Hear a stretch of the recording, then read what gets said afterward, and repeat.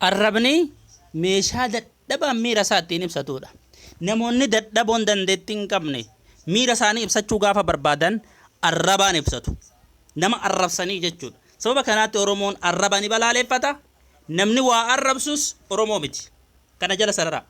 Bakka Oromoo miti am China nadhiisa Oromummaa keessan hudduu harree haaseenu deemadhaan fudha. Doktor maal taatan namni an arrabsaa jiru isanii miti. Isanii miti kaniin arrabsaa jiru maal taatansa? Doktora maal taatansa? Doktora isanii miti Oromootaan arrabsaa isan doktora bar nama arrabsisan isanii miti kaniin jedhaa jiru. Eegaa dawwalee hin gaafadha maal taansa doktorri?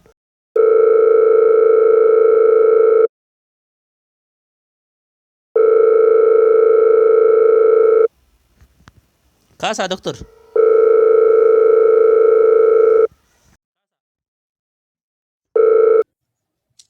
Sifuko. Halo. Jalan hunde.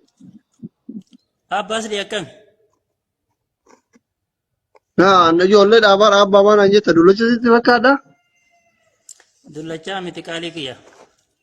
Abba jechuun kiya. Mana kaguratti godhatte kun? Bluetooth. Bluetoothi. Ijoollee magaalaati moo ijoollee baadiyyaati? Lakki ijoollee baadiyyaati. Ijoollee baadiyyaa fakkaattu akkaataan uffannaa keetii erfoonii midhaan kaattee ijoolleen baadiyyaa akka anaa kana baatu. No. Wanti yaa habibti how are you? I am good wallah how are you? Ingiliffa baradhee argite? Doktora beekati Ingiliffa duraanuun beektaa miti. Eessa jirta? Ati doktora bar.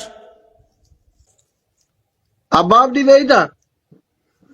Nin beeka. Suuraa wajji kaatee? Argee jira garuu suuraa waliin hin kaane. Maal godhuuf waliin kaamu? Abbaa abdii hojii suuraan ka'in osoo kaayiroo jiraatte na wajjin suuraan kaatu tokkotu bahe. Na darbani doktor maal taatan maaf na darbitan? Uummanni maal ta'esa? Dhiiroo maal taatan isan?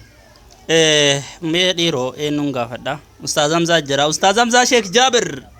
Isan maal jettamee kanarratti yeroo hedduu namni nama arrabsu gowwaa jedhama. Deemi qaama saalaa abbaa keetii afaan kaayadhu. La ilaha qaama saalaa abbaa kiyyaa. Inde? Maal taatan doktor? Uummanni maaf na arrabsanii? Inde? Maal taan? Mee artistii Kadir Martuusi maal jettan kanarratti? Sheddurrii baasootu jarra biraamataa godhuufi. Bineensa tokko jira. Maqaan Hamzaa Sheek Jaabir. Afaanin itti neenan hokkee jalaan hororor barmiila duwwaa. Dhiira beera taati. Bareeda garuu isinilleen guddaa waa arrabsuun beektan. Abboon nama kanarra arrabsuun barbaada. Koottaati eenyummaa asirra jira. Profeesar Ahmad Culullee arrabse abboon irraa nama kana. Haadha isaanii narra arrabse. Shokotaa mochi. Bututtuudhaan uummata faayidaa takka hin qabne. Uummata bututtu. Uummata waa'ee namaa hin beekne. Diqaalaan har'a gadi baatee kun isinitti haa galu. Diqaaltota. Inumaayyuu gadi kaateetiniini. Hundi isii gaara mara keessa deemtee gaara arabaa keessa deemtee dhagaadhaan hudduu xaragataa diqaalaan guyyaa takka bishaan qorraa dhuydee hin beekne marti ibiddi si qabatee teetiifu qullaa deemta diqaala. Takkaa sooftiidhaan hudduu xaragattee beektaati. Kolkoleen gaara arabaa keessa deemtee waa'ee tibbida. Shuxaamii. Shuxaamiidha isin harree.